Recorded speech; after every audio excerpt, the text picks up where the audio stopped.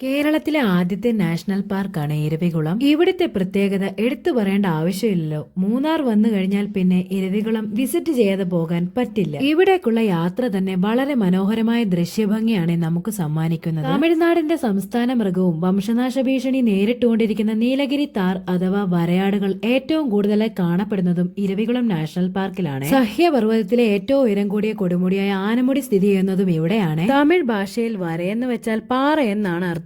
എത്ര വലിയ ചെങ്കുത്തായ പാറകളുടെ മുകളിലൂടെയും എളുപ്പത്തിൽ കയറുന്നുകൊണ്ടാണ് ഇവരെ വരയാടുകൾ എന്ന് 12 വർഷത്തിൽ ഒരിക്കൽ മാത്രം പൂക്കുന്ന നീലക്കുറിഞ്ഞി പൂക്കൾ കൂട്ടത്തോടെ വിരിയുന്നതും ഈ നാഷണൽ പാർക്കിൽ കാണാം. മൂന്നാർ ടൗണിൽ നിന്നും 13 കിലോമീറ്റർ അകലെയായിട്ടാണ് ഇരവികുളം നാഷണൽ പാർക്ക് സ്ഥിതി ചെയ്യുന്നത്. രാവിലെ 7 മണി മുതൽ 5 മണി വരെയാണ് ഇവിടുത്തെ പ്രവർത്തന സമയം. നീലഗിരി താറിന്റെ പ്രസവ സമയത്ത് എല്ലാ വർഷവും ഫെബ്രുവരി മുതൽ മാർച്ച് വരെ ഇരവികുളം നാഷണൽ പാർക്ക് അടച്ചിടുകയും ചെയ്യുന്നുണ്ട്. അപ്പോൾ ഇവിടെ വിസിറ്റേഴ്സിന് അനുവദിക്കുകയും ഇല്ല. സന്ദർശകരെ കണ്ട് ഇവർ മനുഷ്യരുമായി ചെറിയ ഇണക്കമൊക്കെയുണ്ട്. നമ്മുടെ മുൻപിലൂടെ ഇങ്ങനെ ഭയക്കാതെ പോകുന്നതും അതുകൊണ്ടാണ് എന്ന് കരുതി അതിനെ തൊടാനോ അവർക്ക് ഭക്ഷണം കൊടുക്കാനോ അവരുടെ സ്വൈര്യ വികാരത്തിന് തടസ്സമുണ്ടാക്കാനോ നമുക്ക് അനുവാദമില്ലാട്ടോ. മഴക്കാലത്തും തണുത്ത കാലാവസ്ഥയിലും ഈ പ്രദേശം മുഴുവൻ കോടമഞ്ഞിൽ മൂടി നിൽക്കും. വിശാലമായ പുൽമേടുകളും മലനിരകളും കോടമഞ്ഞും ചേർന്ന് ഇവിടം പ്രകൃതിയെ സ്നേഹിക്കുന്നവർക്കുള്ള ഒരു സ്വർഗമായി മാറ്റുന്നു. പ്രകൃതി ഭംഗിയും മൗണ്ടെയിനും എല്ലാം ചേർന്ന് അതിമനോഹരമാണ് ഇവിടെ. ബഗ്ഗി സർവീസ് ഒക്കെ ഇവിടെ പ്രൊവൈഡ് ചെയ്യുന്നുണ്ട്. നിരവധി ക്യാൻറ്റീനുകളും കോഫി ഷോപ്പുകളും ഒക്കെ ഇവിടെ പ്രവർത്തിക്കുന്നതാണ്. ഓരോ കാലാവസ്ഥയിലും ഓരോ ഭംഗിയാണ്